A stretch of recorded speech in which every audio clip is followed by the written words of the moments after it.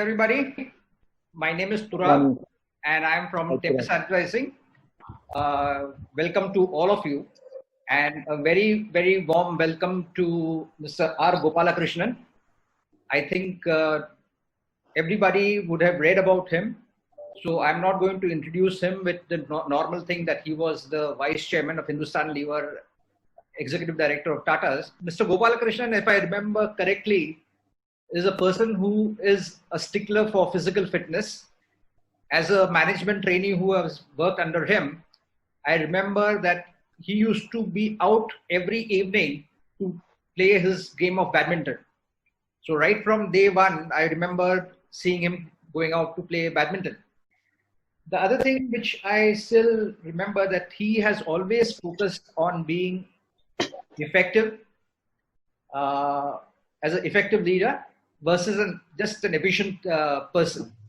So, and he has drawn a lot of comparison, lot of examples from Indian traditions, Indian family values, and has applied these principles to management.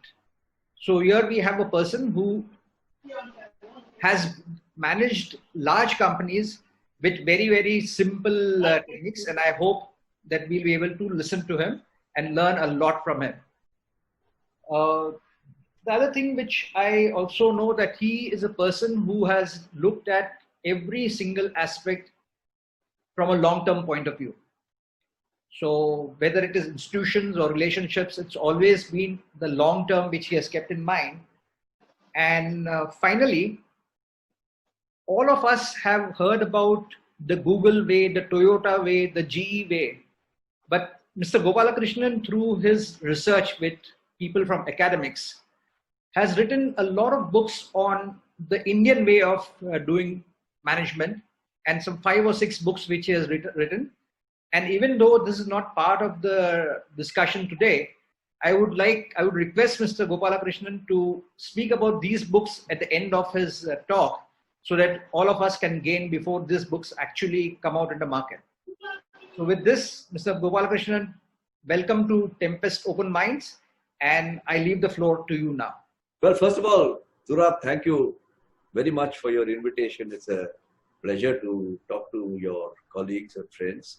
And I'm reconnecting with you after several years. Yes. When we have gone on our different ways. I've chosen for your audience the subject of renewing mindsets. And the first question can arise, we keep having seminars on renewing. What is the need to renew? At an intellectual level, there is no problem. Everybody will agree that you must be renewing yourself periodically. But there's a deeper reason why I've used the word renew. And that deeper reason comes out of a little story. It's a true story. All my stories are true, by the way. So, but it's a fantastic story. I mean, it's unbelievable. And the story pertains to a young, at that time young, Japanese person, around 1940-41. He's now dead and gone. But around 1940-41, he was 18 or 20. And he felt he should join national service. Nationalism in Japan was very much in vogue. And he joined the emperor's very top service. And in that top service, they trained him and they airdropped him over a jungle called Lubang in the Philippines. And so you can imagine this 21-year-old guy who was extremely committed, extremely diligent, extremely good learner, and he has been airdropped all by himself into the jungles of Lubang with a rifle and some rations. And he was told he must learn to survive under extreme circumstances, but he must be looking out for the enemy every morning and in some way communicate what he had observed.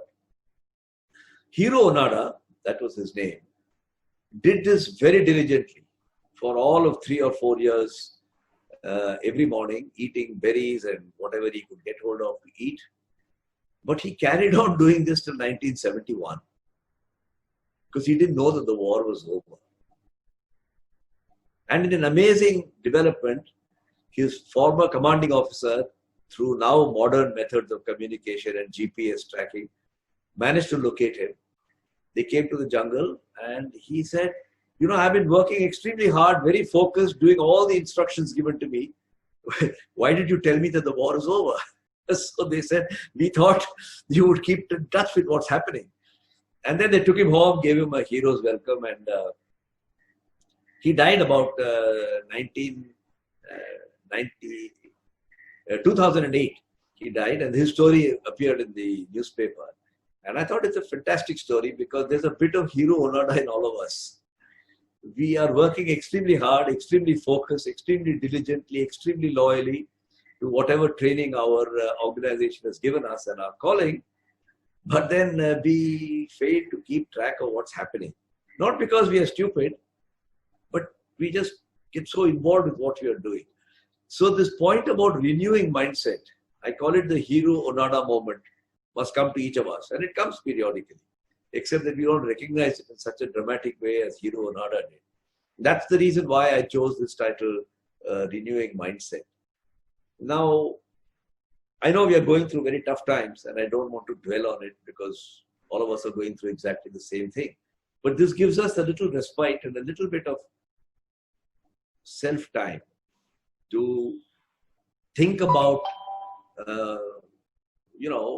what we have been doing for the last 15, 20, 25 years and what we might do for the next 15 or 20 years. So I thought it's a good occasion to consider the subject of renewal. Now, I have put together in a sort of mantra format. I don't intend to be mantras because I don't give mantras. 2 lessons or 2 subjects for you to think about, which are personal career orientated in nature. And another 7 which are more professional. It is not my intention to cover all 9 because you'll be sitting here all morning. And Turab, am I right? We must close this by around 11:15 so that you can have 12:15 so that you can have some questions. Yes, that will be great.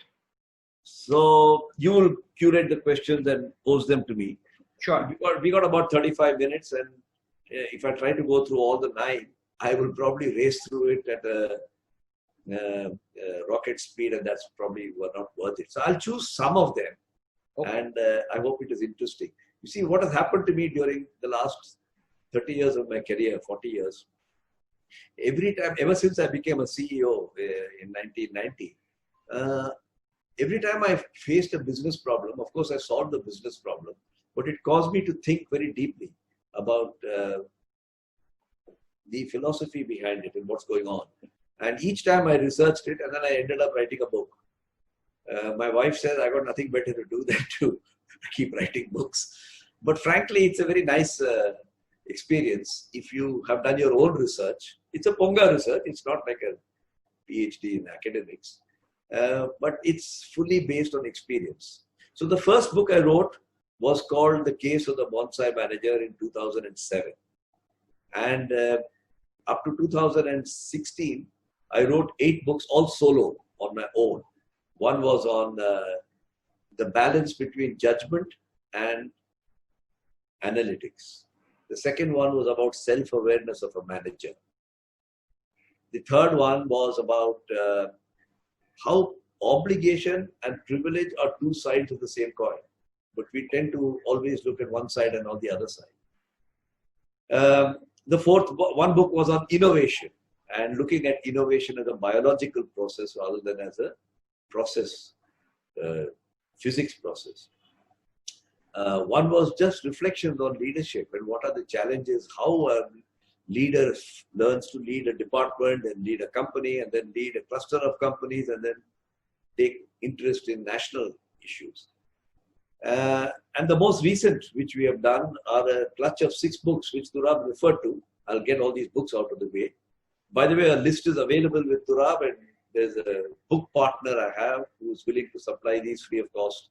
Not the book, I mean the delivery cost is free to whoever might wish to have it. And Turab, you can funnel these to the book partner in Pune. He's quite a resourceful character.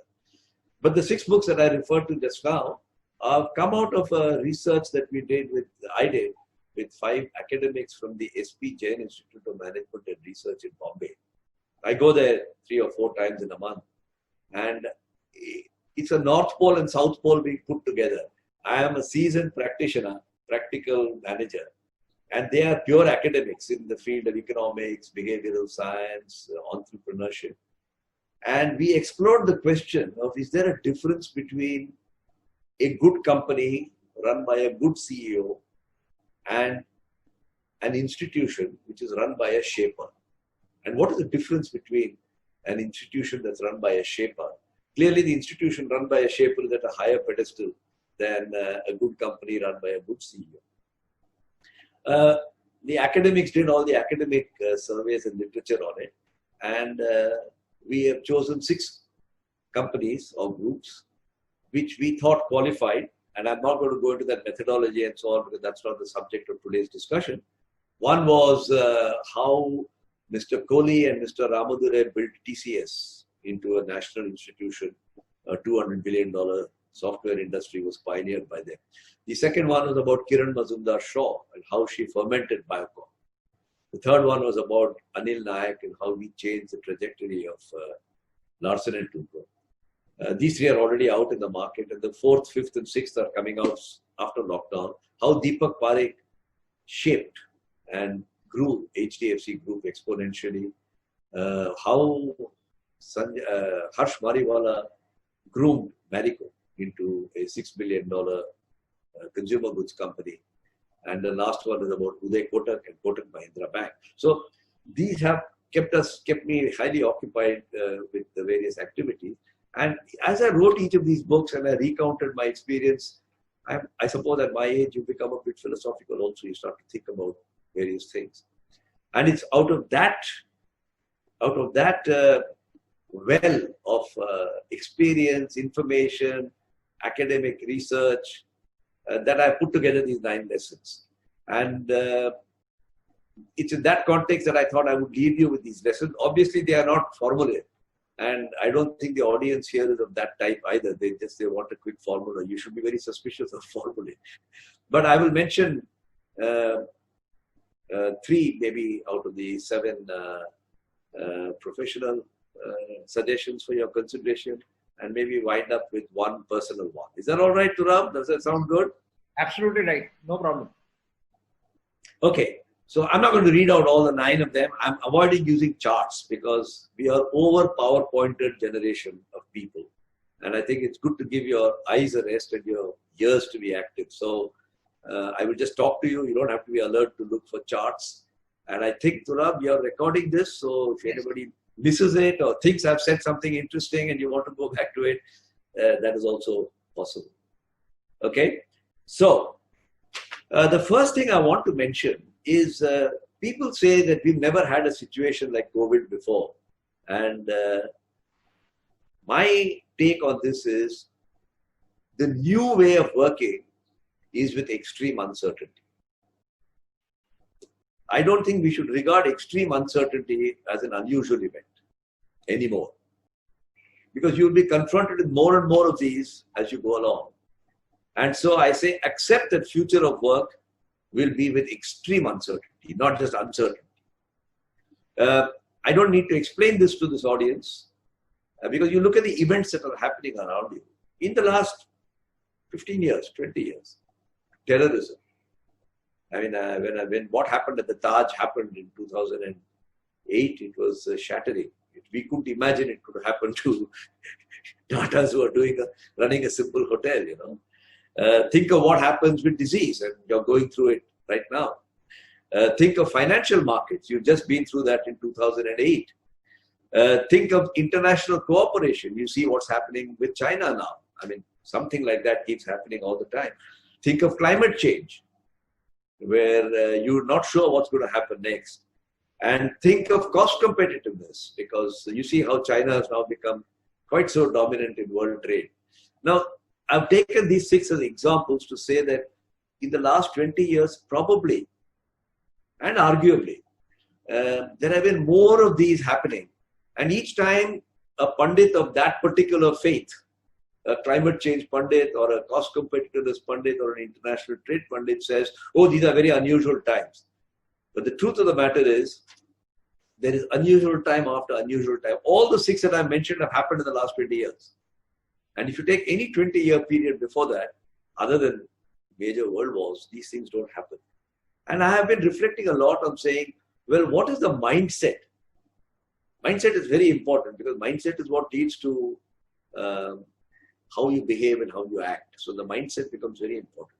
Once you have the mindset that you don't need to be paranoid, but you need to expect that uncertainty is the reality of life. And it's not an acceptable excuse to say that this is completely unprecedented. That's what a mindset which says extreme uncertainty is a part of life will take. It is like a person who goes to the Arctic or an adventurer who goes to the Antarctic. He or she, with the mindset that it will be extreme uncertainty and extremely grueling, takes as many things as possible by way of equipment to be prepared, and yet comes across, or a spaceship, and you come across situations where you never encountered it before. It's a life and death survival issue. And yet you see they write their stories of how they gotten over it. It is that mindset that I'm referring to. The mindset of extreme uncertainty is to treat every day, every month without getting paranoid, just like the adventurer doesn't get paranoid, but to think of it as extreme uncertainties around the corner. So as I told you, as I get older, I get a bit philosophical also. I refer to what philosophers say about this, and I just want to close on this subject of extreme uncertainty, which is my professional point number one, with narrating to you what Swami Vivekananda said in Chicago in 1893 or whenever he went there. People at that time also thought there's a lot of uncertainty in the world, and he was asked a question. And he said something to the following effect. I'm speaking to you from my memory, but I think I speak to you with accuracy. He says you need 3 P's: patience, purity, and perseverance. Now, this sounds a bit like the Prime Minister giving you 4 T's and 6 E's, which he does, with our present Prime Minister often does. But the practice of using alliterations has not come to management people only. It has been there even with people like Swami Vivekananda. Now, by patience, he says that you keep trying. It may or may not work, but you'll have to persist. And the second about purity. Purity is about niyat, What is your intent, your strategic intent? Are you trying to make a quick buck? Like you have a startup. Your plan may be that I want to have a startup and in 5 years I want to cash out. That's one type of a startup. The second type of a startup is you do what Tatas have done or Levers have done. We have started this business to run it for 200 years, 500 years. And you persist with it. They're 2 different niyats. Both will make you money. I mean, Flipkart has also made money by selling out to Walmart. But it's a different kind of money, in my humble view. Not a bad money or a good money. I'm not being value judgmental. But it's a very different kind of a mindset from the mindset of creating an institution which will last for centuries, which is what the Procter & Gamble's or the Unilevers and the Tata Steels have done. So the third P is perseverance. So I will close this subject by recalling Swami Vivekananda saying, if you think as a metaphorical way of the adventurer who goes to knowing full well that he's going to extreme uncertainty, and he follows these 3 practices, patience, purity, and perseverance, you'll get a sense of what I mean when I say that we must be prepared for extreme uncertainty. So you might have read the story. It's a very touching story. There's a Portuguese guy who was stuck on some island. This happened just a week ago. He was stuck on some island, and his father, who's 90, was in some other place. It was almost 6,000 miles away. There was no plane. There was no way he could reach his father.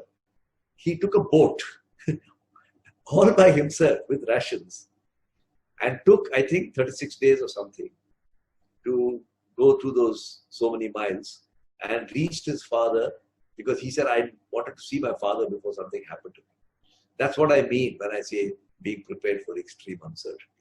So that's the first. The second point I would like to mention is when you're running your company, it maybe a SME, an MSME, a large company in which you're a manager, you have to think through whether your company is playing an infinite game. Hello? Can you hear me? Yes, please continue. Whether your company is playing a finite game or an infinite game. There was a professor, an academic in New York University called James Cars. And James Cars was a professor of religious studies. And he wrote a book in 1986, almost 30 years ago, which he called Finite and Infinite Games. I've got a copy of the book, I've read it. It's a bit dry, like an academic would tend to write. You have to keep reading each page twice to sort of think that you got the hang of it. Whereas Simon Sinek, who's a more public speaker and a more modern fellow, has written a book called The Infinite Game, which was published, I think, last year by Penguin. And I've read both these books. Simon Sinek makes it an easy read. James Cars gives you a deep read. And if those of you are interested in the subject, might wish to read one or two of them. But I just want to give you a jhalak, why that is important for you during this lockdown time and the time you're thinking about your. Many of us run our jobs in companies as though it's a finite game. I have to do this and move on, right? You see sometimes in the public sector banks or in public positions in government, people are appointed to be the secretary or the chief of staff for 8 months or 12 months or 15 months, chairman of a bank. Those are all finite games. So football is a good example of a finite game. A finite game is one where the rules are clear. What constitutes victory or loss is clear. And it starts at a particular time, it ends at another time. And one is a winner, the other is a loser, or it could be a... So chess is a finite game. Football is a finite game. And you can run your company as a finite game, right? I need to get a startup going. I need to rapidly escalate its valuation. I need to be called a unicorn. And then I got to cash out and go. That's a finite game. There's nothing wrong with finite games. I think it's one way to play the game. But there's another game which they refer to as infinite game. And infinite... Hello? Yeah? You're okay. Yeah. On an infinite game, the rules are unclear. It is not, you're not sure who's won and who's lost because it's an infinite game. It goes on forever. And you just make every move to be staying in the game. A very good example of this, without getting too preachy, is a marriage. A marriage, if you treat it as a finite game, it won't last. It's an infinite game because the rules of the game are unclear. You keep adjusting as you go along and you keep playing the game. You keep playing the game. You look at what's happening in Galwan right now. The Chinese are playing an infinite game. And the Chinese are playing an infinite game. It's been going on for them, it's 50 years game. It started in 1962. They keep making a move here, something in Tawang, something somewhere else. Whereas India is trained to play a finite game. We want to have a discussion, come to a conclusion, draw a line and say, now that's it, it's over and done. And I think it's very important in your company and your business approach to say what's a finite game. If I think back at my career in Unilever, for example, or even in Tata, I've been very fortunate, by the way. I've worked in two wonderful institutions. Both have lasted long time. Both have had extremely charismatic and visionary leadership. And many of the lessons I've learned, I'm not touching upon all of them in the obvious way, but many of the lessons I've learned have come out of my deep experience in Unilever and Tata's, where the game carries on. The fact that there are difficult times today does not sort of take away. And when a finite player playing a finite game plays with an infinite player playing an infinite game, you get funny outcomes. I mean, you think of the Vietnam War. If I may step away from the field of business into some other theater which is new to me, many people think that America lost the Vietnam War. But if you actually run through the statistics, you'll find that they lost only one person for every 6 Vietnamese who were killed. And they won more battles than Vietnam. And yet, why is there a perception in people's mind that Vietnam won the war or America got a bloody nose in the war? Because I think the Vietnamese were playing an infinite game, and the Americans were trying to play a finite game. And that concluded or manifested itself in the Tet offensive. Tet is like Ramadan in a Muslim country. Tet is a religious function in Vietnam. And the Americans assumed that the Vietnamese will all be having the equivalent of Thanksgiving in America. And on the Tet day, the Vietnamese mounted an offensive, caught the Americans by surprise. And you might remember those pictures of helicopters coming and rescuing American people from the rooftops of houses in Saigon. They were completely encircled, and North Vietnam moved into Saigon and captured it. So these were the ones that gave us the impression that it's an infinite game. You also see the way Vietnam has dealt with the COVID crisis, which we just had. It's a very interesting case. If you Google and study it, you'll find that the approach that they have taken is fairly different from many others. So I think it's very important to appreciate the difference between a finite and an infinite game. And metaphorically, you must be clear what game you're playing. There's nothing wrong with one game or the other. If you're having a startup which you intend to run for a long time, and if you're running a family business and you want it to be there forever, and you want your son to take over, there's nothing wrong with all of those. But you have to play that game differently from saying, I may cash out or I may get a professional manager and wait for my... there's a lovely story that Simon Sinek mentions, which is worth referring to. Yeah, he accepts speaking engagements. So he went to Microsoft on a speaking engagement. And he said the whole presentation from Microsoft managers was about, we'll kill the competition, we'll outbeat them, we'll annihilate them, our products will be better than them, here are the parameters.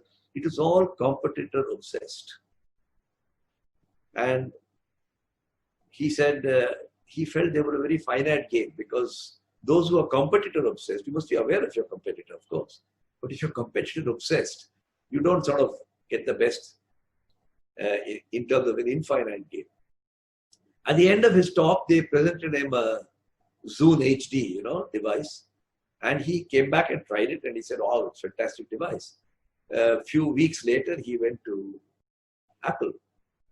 And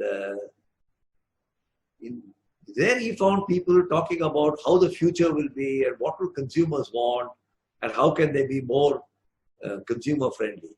And he said, wow, this sounds like a management mindset with an infinite mindset. Then he told them about this Zune HD device. He said, you Apple guys better watch out, because Microsoft have made a fantastic device. You must have tried it. I, as a user, found it to be terrific. And he said, what the Apple guys did was to say, how interesting. It shows that we have some work to do. And that was all. I mean, they didn't discuss it further. And indeed, they went to work at it and came with even better products. Now, he is contrasting this mindset difference between Microsoft and Apple. At that point of time, by the way, these things also change.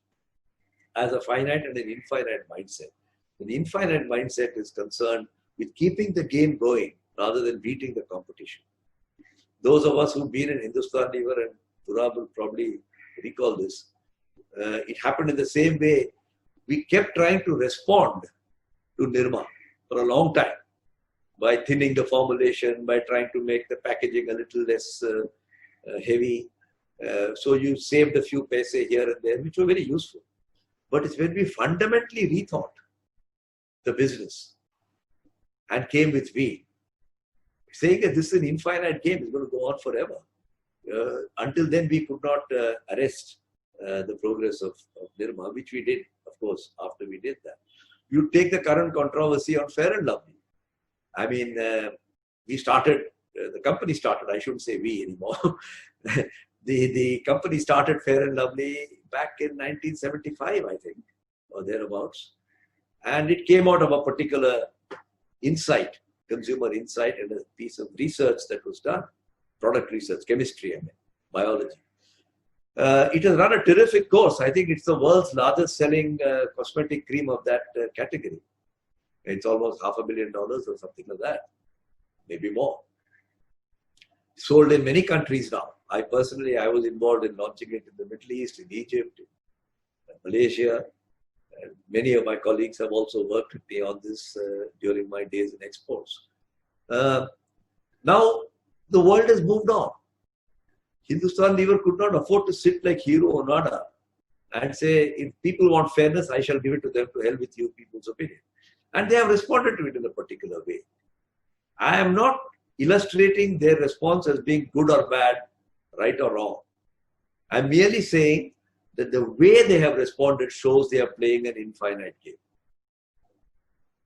They have not taken umbrage at every single article that comes, every person who writes something, but they are playing the infinite game because they want their $500 million or $1 billion business to become $2 billion in due course by satisfying consumers and yet not offending society and community. So I think that these are the examples I would give to illustrate the nature of the game ahead. It will be highly uncertain. It will be more and more infinite. And these are subjects worth thinking through. I've mentioned some references to you that you might read. And I think they are subjects worth thinking about. The third point I would like, and then maybe I'll switch to we'll see how the time goes. It's past 12. Are you doing enough to make your company better and better skill at knowledge creation and deployment? Knowledge creation and deployment is not just about scientific research and patents. It's about how you do consumer insighting, how you communicate, all that I'm including under the broad head of knowledge creation. If you go back in history and see how did the Kauravas lose to the Pandavas? Is it because Pandavas had access to some special knowledge? No. It was merely better organization, right? And through better organization, better trained people, human beings, the Pandavas won the Mahabharata war against the Kauravas. And you come back, go across several centuries and come to the end of the Second World War. Did it end through better organization? No, it ended through better knowledge. America invented the bomb. Otherwise, the Second World War could have carried on. So I'm taking two very extreme examples to illustrate what I mean by knowledge creation. And you have to be better organized. Now it's taken as a sort of minimum entry point. But as we go along, more and more your knowledge creation, assimilation, and deployment. I use the word knowledge to be telegraphic about it. You know, until 200-300 years ago, the world was not like that. It's good to get a little historical perspective. You just had to be better organized and things moved. China has demonstrated in recent times how knowledge, I mean, it's so much ahead in things like artificial intelligence, it's unbelievable. But that's because a conscious mindset change happened, I reckon, that we must be technologically more knowledgeable than anybody else. And that's how they have achieved it. And you acquire knowledge because you have two attributes. You admit ignorance and you display curiosity. You admit ignorance and you display curiosity. If you're not doing these two things, then you're very unlikely. If you're doing these two things in a lip service way, admitting ignorance, I really don't know and I need to find out. And I wonder what it would be like if those are the attributes, mindsets of displaying ignorance and curiosity. They come rarely. If you've been around, you finished with your management studies or engineering studies, been in a Hindustan Lever or a Tata or whichever company for 15, 20 years, you become a hero or not. You have to work very hard not to become a hero or not. But many of us rebel. Oh, I'm 45, I've been around 20 years in this industry. I know this industry very well. You really behave as though you know quite a lot about it. You probably do know a lot about it, no question. But what you don't know vastly exceeds what you do know. I mean, you take the advertising industry, it's nothing like what I saw 40 years ago. It's not even remotely connected to what I used to see 40 years ago. So, that is my third point about being a knowledge company. To be a knowledge company, you must look at your own personal values and see whether you are encouraging and motivating yourself and the people who work with you to display more, to accept ignorance where it's required. You can't be ignorant on everything, but to accept ignorance and then to display the curiosity required to bridge that. And that's how a company acquires knowledge. So those are the three professional ones which I have talked to you. I've got many more. I won't go through all of them. But I want to probably touch upon one personal one, if I may, because I think that will be interesting and relevant for most of us, because at the end of the day, we are people, we are human beings.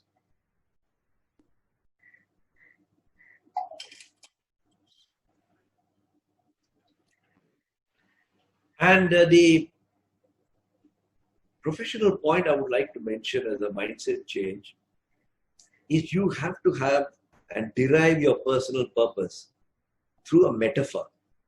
Personal purpose is something everybody knows about. You know, the Japanese call it ikigai, the management people call it purpose, spiritual people call it who you really are. So you don't need me to come and explain to you what purpose means. But purpose is when you have lost yourself in time. Luckily for me, I don't know why it happens, but I'm very deeply involved in my researching and writing. And once I sit here and I wear my good clothes and sit here like regular office timings, from 10 o'clock till 1 o'clock, I don't know how those 3 hours pass.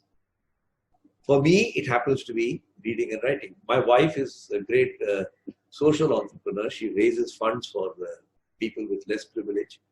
And she does exactly the same, but in the other room. And we have our own respective places and we lose time.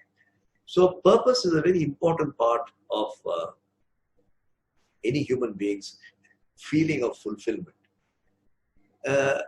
I'm quite struck by the number of people I meet.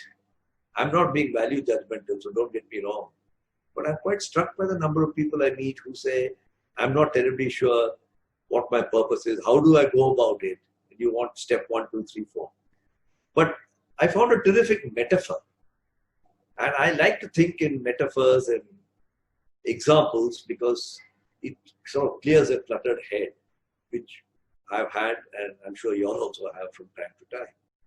And this is what, this was an American journalist married to a French person living in Paris.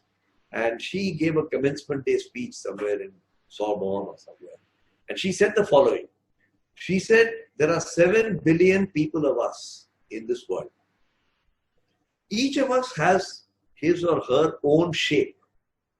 Imagine that you're a serrated pebble or something. You know, each one has his own shape. Alag alag hai. And in the heaven up there, the blue sky up there, there are 7 billion slots. And each of us is like a pebble with its own shape, trying to go around testing each slot till we find one into which we fit smoothly. Because that slot was made for me. So a musician who found his calling, a dancer who found her calling, a writer who found his or her calling, a money manager who found his calling. If you can go on being satisfied forever by making more and more money, I don't think that's possible, but that's a separate issue. So you have to spend your time finding your purpose in life by trying various things. It is not intellectual exercise of sitting down and doing 1, 2, 3. And I want to give you one little example which I picked up from my lever days, because examples always bring it. There was a Hindi film star called Leela Chitnis. I don't know your age group in the audience, but you may or may not remember Leela Chitnis. But you know, anybody who's seen a movie in the 50s and 60s or a 50s, 60s movie would definitely remember Leela Chitnis. Now, when I was a brand manager for a very brief period for Lux Soap, I used to go through all the old records. Used to have something called a guard book. Dhurab will remember what's a guard book. And this story I stumbled upon, and it's fantastic. The advertising agency for Lux Soap has always been JWT. Or is it still called HTA? No, it's called JWT now in India as well. JWT. And they launched Lux Soap in America in the 20s, 1925 or thereabout, with a Hollywood film star. I don't think there was Hollywood at that time, with a Western film star. And when Lux was imported into India and they wanted to advertise it in the 30s or whatever, they could never find an Indian star to pose for Lux.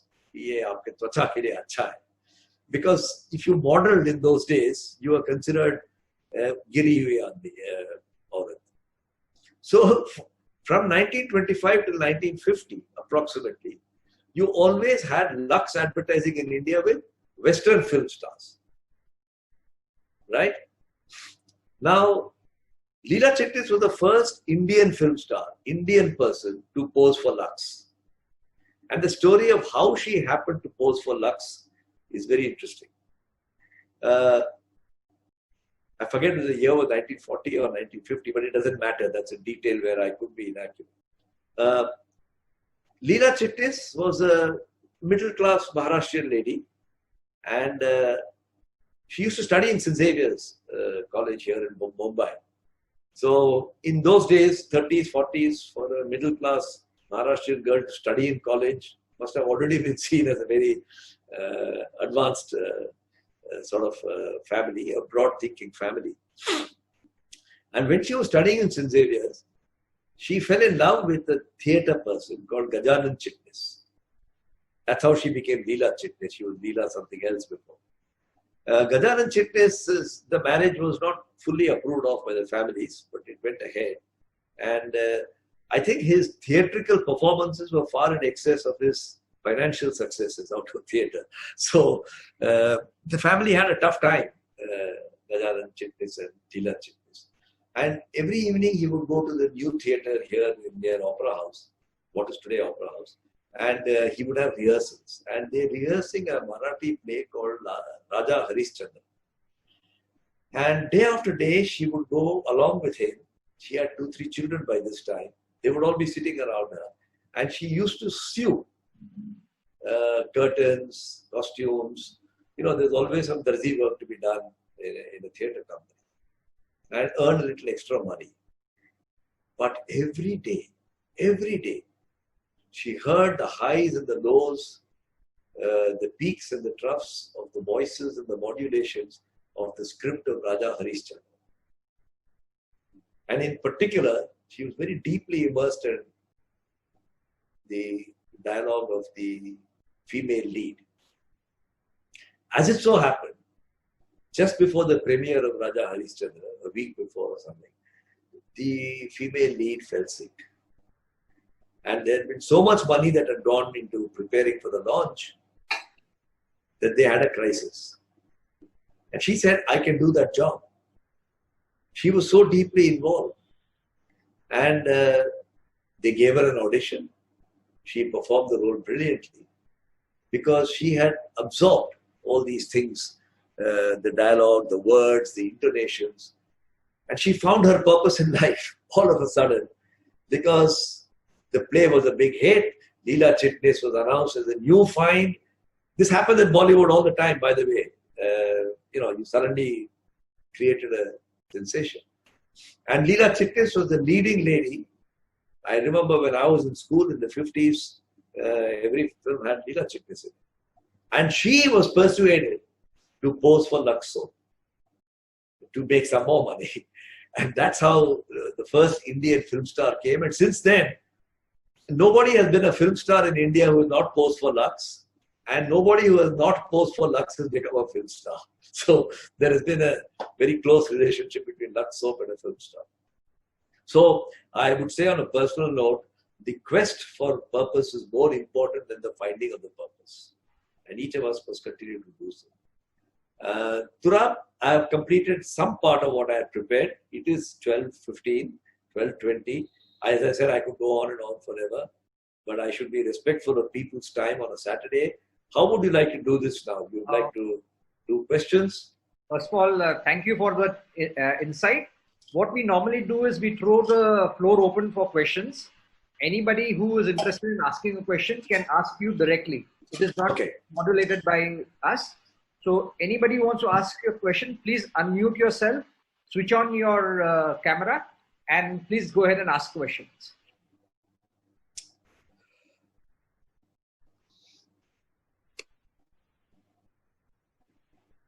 Okay, let me start off with a question from my side, Mr. Gopalakrishnan. This is what you've been talking about is the mindset that you have to change based on your previous experience.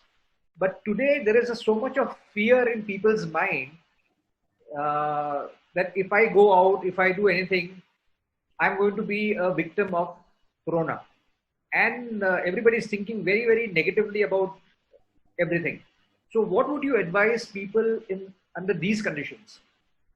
Well, the first subject I discussed was expect that a high degree of uncertainty is a part of life now.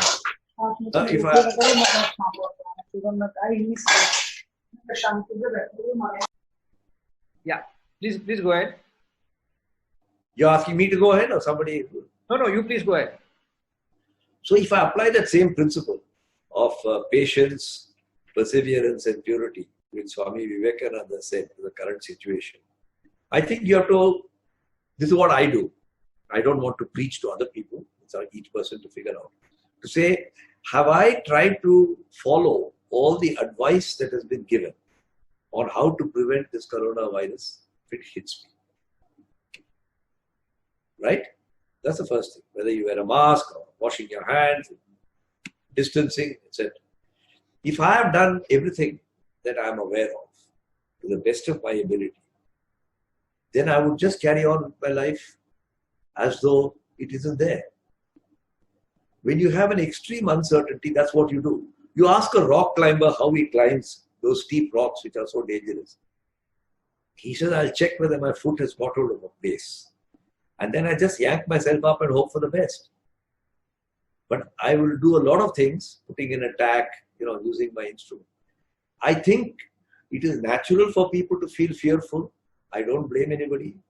But what you do with the fear is the question that you can address personally. Yeah. Okay. There is Mr. Amit. He wants to ask a question, and then there's Akshay Kumar. So Amit, please go ahead with your question, and Akshay, you follow up, please. Thank you, sir. Thank you, sir, for the wonderful, insights today. My question is a very specific one with regards to the role of CEOs today.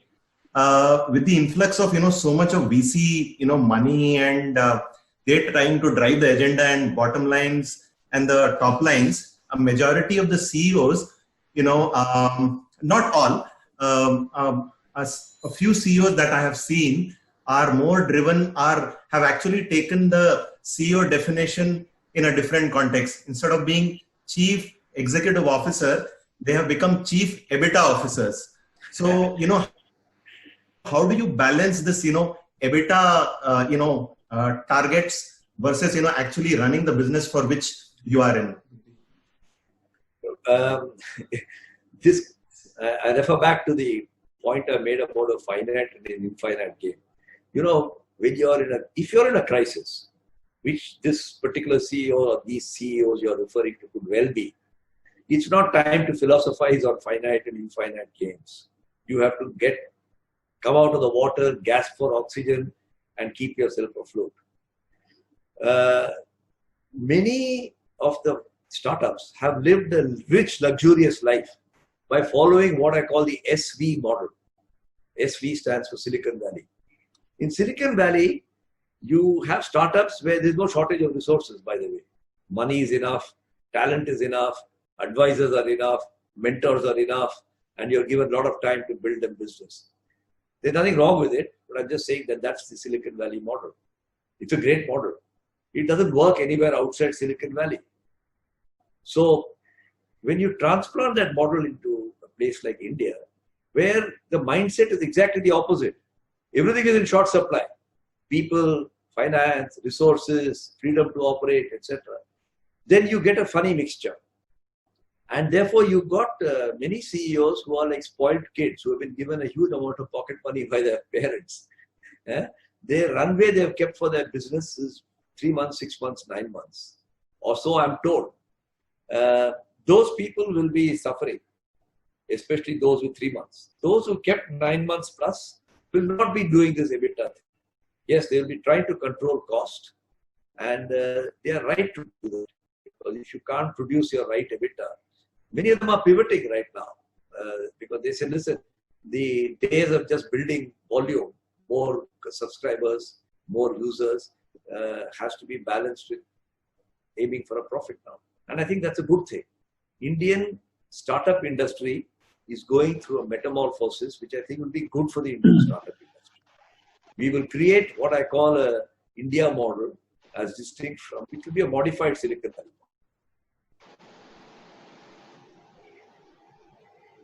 model. There's Akshay who wants to ask a question. Yeah. Hi, Parab. Thank you. Thank you for setting this up. And it feels good having succeeded you as ASM Gujarat many, many years ago. Mr. Gopalakrishnan, always good to hear you, sir. The theme today was one of changing your mindset. The question that I have is most of us who've had any measure of success believe that we've been successful because we've been doing something. And that something must have been right, which is why we've achieved. How do we then encourage people to say that whatever you might have been doing was good, but you now need to look at it differently? It's okay when there's a very cataclysmic change, whether if there's a corona or there's a demonetization or there is 2008 financial crisis, then that forces people naturally to do it. But in a normal changing world, because the world does keep evolving, how do we encourage people to do that? That's my question for Mr. Gopalakrishnan. It's a very good question. And one might go away with an impression that if there's a crisis, if there's a fire on the platform, it is easier to get people to change their mindset in so-called normal times. Because there are normal periods. We are not perpetually in a crisis. How do you get people to think differently? And I can only share my own experience. The first is you have to change your own mindset.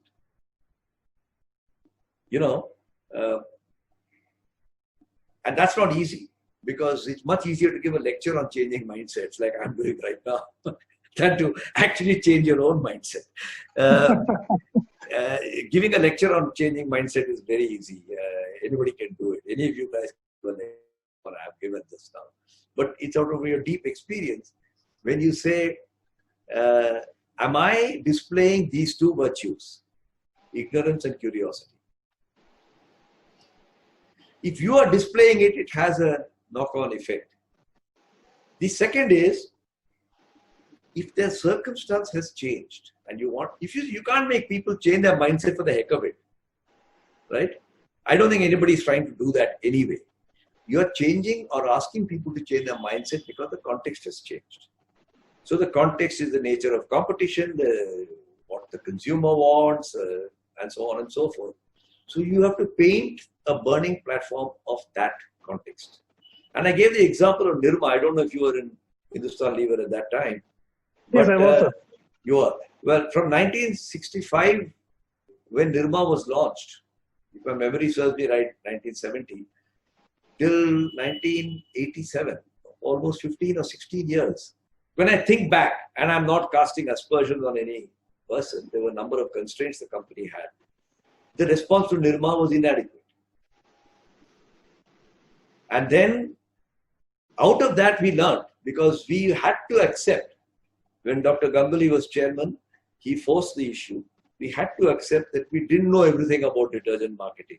That somebody is smarter. You can't just get away by saying he makes a cheap product which burns your clothes. And he forced the company. He had to force himself first, then he forced the whole company. And it was a very interesting way in which the context changed, and we had to respond. And then we did respond. And it was I don't know if you were part of that or you were in the company at that time, but I'm sure you remember that response with great fondness, how people's mindset changed. So I think you have to start by displaying these two characteristics, ignorance and curiosity. And the second thing you have to do is to paint the new context. Thank you. Okay, there's a question from Ravi. He says his audio is not working properly, so he's asked me to read out the question. The question is the social mores, what is politically correct and politically wrong, the issue of reparations and countries apologizing to other countries raised by Shashi Tharoor in the Oxford Union debate, Black Lives Matter, Fair and Lovely, etc., are posing a challenge to leaders to respond to their actions in the past. How should leaders think and respond to these? You know, there is no single short answer I can give on this. Whatever my personal view may be, that's not material.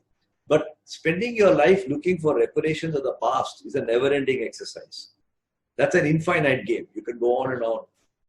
I mean, if you take our own country, you can make upper caste Hindus give reparations to the lower caste Hindus. You can say to the Muslims that you must do reparations to the Hindus. You can say that the British should give reparations to the Indians. I don't think anybody is making those claims, by the way. I mean, since you asked the question, I'm replying. Fortunately, we are spending our time in this country far more sensibly. There may be a bit of tension on some of these. And they are nice Oxford Union debating points for some people who are talented in putting the data together.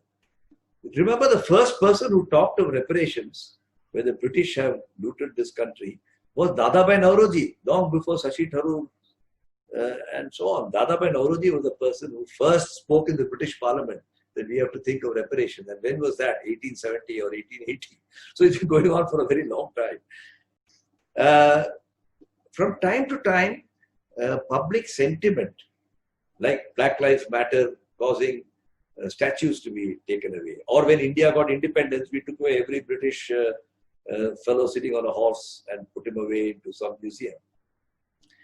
Those are minor expressions and should not be perpetuated. They are part of their history. You can't run away from it. It may make people. I think one of the great virtues of India, by the way, is that we don't carry this on the average as part of our national psyche. We don't resent English. You and I are speaking in English right now. You go to Indonesia and try to speak in Dutch, you won't get any audience to talk to you. Because they said there is absolutely no Dutch. And in the chauvinistic way, our leaders back in 1947 to 57 could have said English is banned and created a cacophony in this country. Luckily, they did. So you have to be very pragmatic about the way you go about it. And I would like to believe that despite all the apparent abnormalities you see in Indian social life, India is it takes these things in a fair amount of balance. Okay. I hope I've answered the question to Ravi's satisfaction to some extent. I mean, we can go on having a debate on it. I think somebody, there's one more person, Shastri has raised his hand. So, Shastri, can you please go ahead with your question? Yeah, yes, sir. Sir, it was one of the most brilliant talk I've ever heard, sir. It was really, really insightful, so much of depth. It's unbelievable. One question which I have is, when you're trying to do the 3 Ps and when you're following, it's a long-term strategy, but today's world is all about instant gratification and instant results. In this world, I would still personally believe that you have to continue the 3 Ps and, infinite versus the principles which you have mentioned. But how do you balance the social pressure on the immediate results, sir? That's a very fine question because it's a practical question. You know, you can go on talking philosophically on a Saturday morning. What do you do on Monday morning when you get back to work? So that's the undertone of your voice, and I fully understand it. Again, as I told you, I love to talk in metaphors, and the best lessons I have learned are seeing mothers raise their children. In my case, I saw my mother raise our 3 children. Then I'm seeing my 3 children raise their children, who are my grandchildren. And there's something very interesting I have found. That the person who can best manage short-term and long-term, finite and infinite, immediate and not so immediate, is a mother. Okay. The baby is crying, the nappy is wet, the husband is Googling and finding out what Dr. Spock advises, but she rings up Shalini, will ring up Ragini, who ring up Padmini, and they find a solution. Right? And when the baby stops crying, the mother gets a short respite before a feed is due. She does dream about her child's future, whether the child should be a dancer or a musician or a scientist. Mothers are very good at dealing with short and long term simultaneously. I don't want to make it gender specific, but I almost suspect after seeing my wife and my 3 daughters-in-law that they are better at it than the male gender. But that's an extreme statement. Don't ask me to justify that last statement. No, thank you, sir. I think it makes sense. Okay. Is there anybody else who would like to ask a question, or shall we? I think, Mr. Gopalakrishnan, I think we are coming to the end of our time also, and I'm sure you also must be very busy. So it was a very nice, as Shastri mentioned, it was a very insightful talk and very, very simply put, no more jargons. So thank you very much for that. And if my colleague Manupriya is around, may I request her to please propose the official vote of thanks. Thank you, Turan. That was great fun being here and preparing for this. And if any of you is interested, you are in touch with Rohit, aren't you? Yes. So you can deal with it. Okay, go ahead, Manu. What I plan to do is that after this, we will send out the literature which you have sent to all the people who have registered for this program. And if you can tell your publisher that in case they receive anything, they can definitely be given the free delivery option. Yeah. You can tell Rohit directly. He has also sent. I'll do that. His email ID, everything is mentioned. Gopalakrishnan sir, thank you so very much on behalf of Tempest Advertising for spending the morning with us. It was such an insightful session today, and the personal and professional insights that you put forward so simply. In fact, I'm very sure it is going to really make a lot of difference in our lives, both personally and professionally. Thank you so very much, sir, on behalf of all of us here, and to all the participants also for being here and listening to Mr. Gopalakrishnan. The pleasure was all ours to host you. Thank you very much. I wish Tempest all the best as you navigate, and all your clients who have been on this meeting. I wish you all the best. Take care. Thank you very much, sir. Bye-bye. Goodbye. Bye-bye.